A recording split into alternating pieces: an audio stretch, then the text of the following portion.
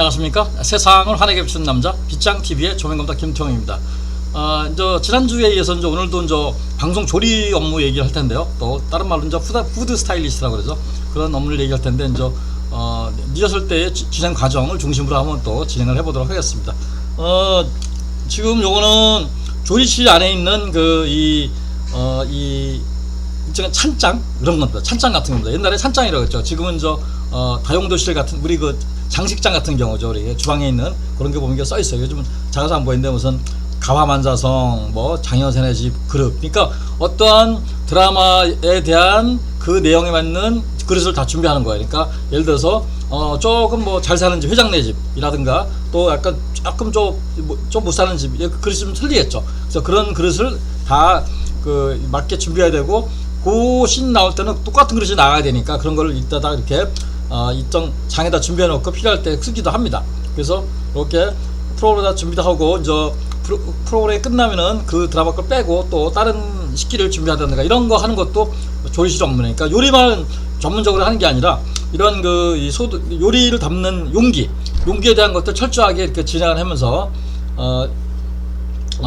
체크하면서 진행을 하게 됩니다. 그래서 보도록 할게요. 연출팀이 특별히 요청한 요리는 리허설 후 바로 조리한다. 특별하게 가끔 있는 거 있어요. 대본에는 없는데 갑자기 필요해서 이렇게 하는 경우도 있어요. 대본상 끓이거나 김이 나는 요리 장면들은 녹화 시간을 PD가 조정해 진행한다.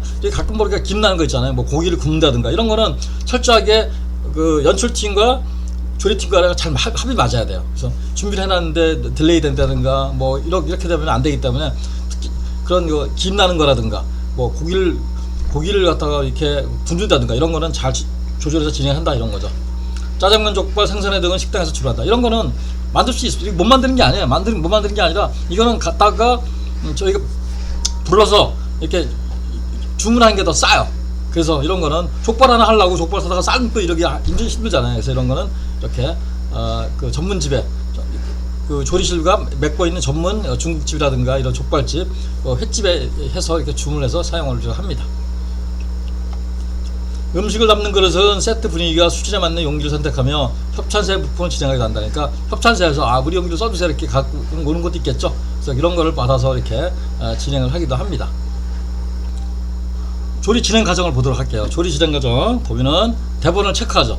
대본을 쭉 체크하면은 먹는 장면들이 나와요. 무슨 아침을 먹는다, 점심을 먹는다, 차를 마신다든가 회의를 한다. 회의를 하면 또 물 같은 게 되겠죠. 그럼 물도 다 조리실에서 준비하는 거예요. 물에 있는 종이컵 이것도 조리실에서 준비하는 거예요. 이렇게 그런 건 깔끔 소소하게 체크해야 된다.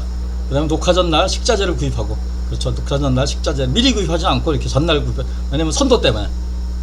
그리고 녹화날 오전에 조리하기. 그러니까 전날 조리하면은 음식이 약간 색깔이 변할 수가 있어요. 왜냐면 이 TV는 이 맛도 중요하지만 색깔이 굉장히 중요해요. 그래서 아까 얘기했듯이 푸드 스타일리스트가 얘기한 거가 색깔을 맞춰야 되기 때문에.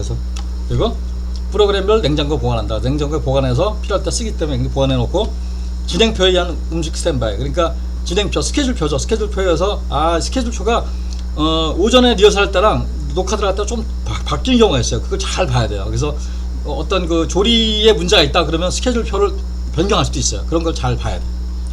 그 다음에 에너지를 대비하기 위한 여유 음식. 그러니까 가끔 보면 이렇게 상을 들러버 없는 거 있어요. 가끔 보면 우리가 드라마 보면 나오죠. 그러면 근데 만약에 에너지 나왔어. 그럼 다시 또 디스플레이 해야 돼. 그런 거에 대해서 이렇게 여유 있게 준비를 해야 되고 이런 거 있어요. 그래서 우리가 상을 들러버 없는다든가 이런 거는 가급적 한 번에 녹화를 끝내야 돼요. 그걸 갖다 두 번 한다, 세 번 한다 그러면은 조리팀은 굉장히 곤혹스럽죠. 녹화 종료 음식은 100% 폐기처분. 아까 지난 회차에 얘기했지 100% 폐기처분합니다. 왜냐면 조명이 띄어져가지고 음식이 상할 수도 있고 탈날 수도 있기 때문에 탈은 안 나요. 탈은 안 나는데 그런 걸 미연에 방지하기 위해서 무조건 다 폐기처분합니다. 근데 아까 지난 주에도 얘기했지만 끝나면 사람들이 먹는 게 괜찮아요. 그래서 과거에는 한 20년, 30년 전에는요, 소도구팀이 이렇게 음식을 갖다 놓고 그러면은 밑에서 이 스태프들이 먹고 그랬어요. 그래서 어떤 얘기 했었냐면은, 소품 음식 먹으면 3년 재수 없다.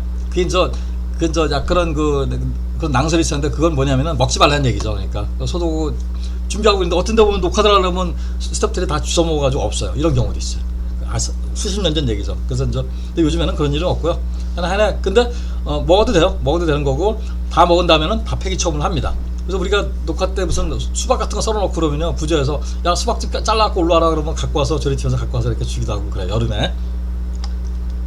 아까 식기보관함 있었죠. 식기보관함들이 이렇게 뭐 좋은 사람, 뭐 여기 엄마의 정원, 이거 엄마의 정원 제가 한 드라마인데 그때 사진이에요. 이게 엄마의 정원, 좋은 사람, 이거는 아침 드라마, 이거는 저녁 드라마, 이렇게 쭉 준비해놓고 이렇게 진행을 합니다. 그래서 장르별로 보관해서 이렇게 진행합니다. 그러니까 요즘에는 근데 드라마 자체가 좀 많지 않아가지고 약간 좀 아쉽긴 한데, 그럼에도 불구하고 조리팀에서는 이렇게 뭐 다른 프로그램 예능에도 음식을 준비할 수 있잖아요. 그래서 그런 것들 이렇게 진행을 합니다. 그래서 오늘 2회차에 걸쳐서 푸드 스타일리스트 방송 조리 업무 얘기를 했고요. 다음 회차에는